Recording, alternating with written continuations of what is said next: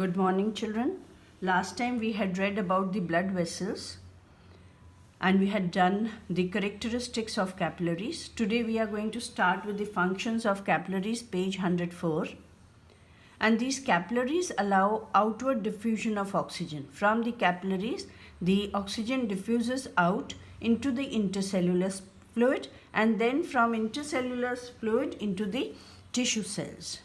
And when respiration occurs in the tissue cells, carbon dioxide which is produced, it diffuses from the intercellular fluid into the capillaries.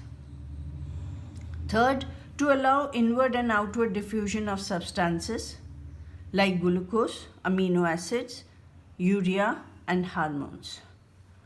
So like glucose, amino acids, they diffuse into the blood and by blood they are distributed to all the parts of the body.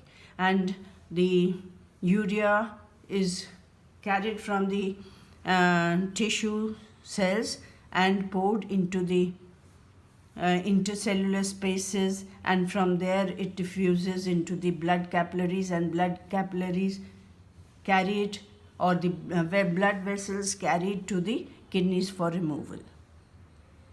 Same way, the hormones which are secreted by the endocrine glands are carried by the blood capillaries and it diffuses into the cells. Next is to allow leukocytes to squeeze out, because the walls of the blood capillaries are very thin and the white blood cells, they squeeze out from the capillaries of the walls of the capillaries by means of amoeboid movement, which is called diapedesis. Then these capillaries, they have the power of dilation, that is they broaden and they contract, and this power of dilation is called vasodilation and the power of constriction is called vasoconstriction. And dilation, when vasodilation occurs, it increases the flow of blood to the skin or body parts, and when constriction occurs, it decreases the flow of blood to the body parts. And this is quite clear when you walk in a on a hot sunny day outside, your face turns pink because vasodilation occurs and there is increased flow of blood to the skin. And when it is too cold, your face turns bluish, which reduces the flow of blood to the skin. Next is these capillaries, they reunite and increase in size, assuming the same three layers, that is the connective tissue layer, muscular layer and endothelium. If you see in this diagram given here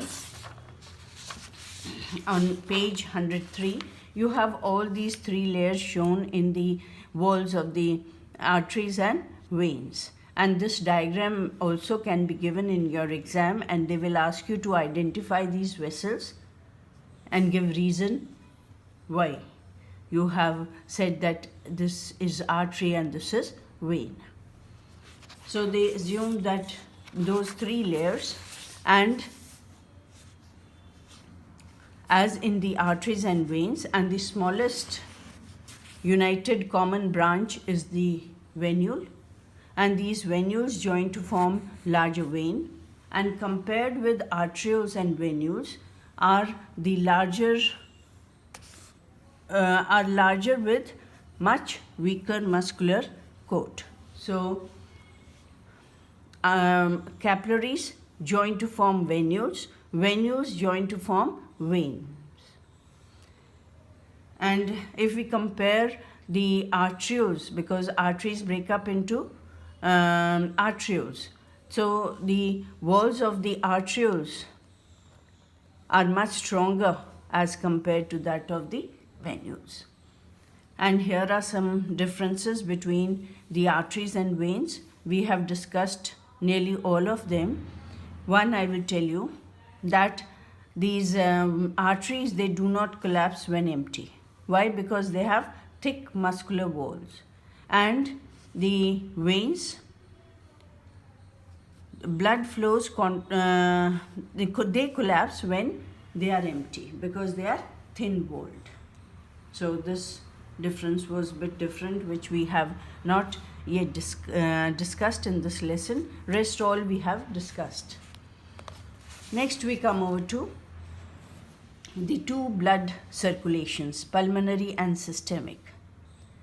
The general plan of blood circulation in our body is shown here in this diagram, and blood flows twice in the heart before it completes one full round, and the short pulmonary, that is related to the lungs, so it is called pulmonary circulation, and the long one systemic circulation. And for this reason the circulation of blood in humans is also called double circulation.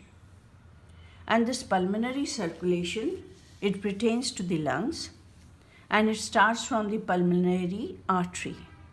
So it starts from the pulmonary artery, which arises from the right ventricle and which soon divides to form two branches that enter the respective lungs.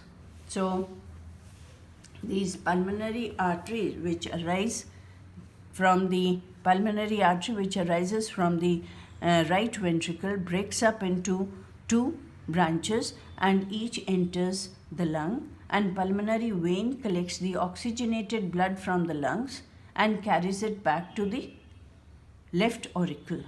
So blood from the heart is carried by the pulmonary artery to the lungs for oxygenation, and that oxygenated blood is brought back to the heart and poured into the left auricle by the pulmonary vein.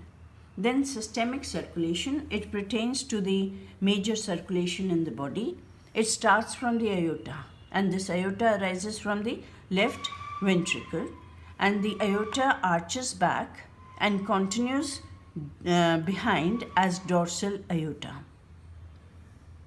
So it when it comes out from the heart or emerges from the heart, it arches back and then it moves down as dorsal aorta, and the aorta sends arteries to various parts of the body and their tissues, and from there the blood is collected by the veins and is poured back into the heart, into the right auricle. So that is systemic circulation. Next is the hepatic portal system. The veins starting from the stomach and intestine. The veins which arise from the stomach and intestine, they pour their blood into the liver or carry the blood into the liver instead of pouring directly into the posterior vena cava. Why? Because the food which is absorbed by the blood is first carried to the liver for storage, and then the blood from the liver, the deoxygenated blood from the liver, is carried by the hepatic vein and poured into the posterior vena cava. And when it enters this hepatic portal vein which arises from the stomach and the intestine, it reaches the liver, it breaks up into capillaries in contrast to the general characteristics of veins. Arteries divide into capillaries, vein do not. But here this vein, hepatic portal vein, divides into capillaries, that is why it is called hepatic vein, and is formed by their reunion, and again those capillaries unite to form a vein and pours the blood into posterior vena cava. So by definition, portal vein is one which starts with capillaries and ends in capillaries. Now, what is the utility of hepatic portal vein or importance of hepatic portal vein? The food absorbed by the stomach and the intestine is first brought to the liver, which acts like a store to regulate the quantity of nutrients flowing into the general blood circulation. So, the food which is absorbed by the stomach and intestine is first brought to the liver, and this liver acts as a storehouse and stores extra amount of food to regulate the quantity of the nutrients flowing into the blood. And example is excess sugar is stored as glycogen. Also, certain poisons, if absorbed through food, are detoxified in the liver. And if by chance, along with the food, some poison has been taken, that is detoxified in the liver. So, this much for today.